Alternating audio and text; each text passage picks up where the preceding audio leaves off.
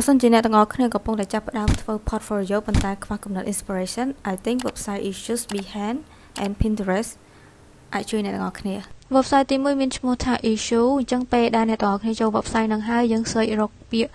architecture portfolio បន្តមកទៀតវានឹងចេញ portfolio ជាច្រើនឲ្យអ្នកទាំងអស់គ្នាយើងអាច click ទៅលើការងាររបស់គេហើយយើងមើលការងាររបស់គេបែបមិនខ្លះយើងអាចយកធ្វើជា inspiration របស់យើងតាមនឹង website ទី2មានឈ្មោះថា Behance website នេះមាន portfolio ជាច្រើនដែលអ្នកទាំងអស់គ្នាអាចយកជា inspiration ជាពិសេសវា support ទៅដោយ inspiration ថ្មីៗដែលគេអាសា upload នៅក្នុងនោះ website ទី3មានឈ្មោះថា Pinterest ខ្ញុំជឿថាអ្នកទាំងអស់គ្នាប្រកាសជាស្គាល់ website នេះហើយ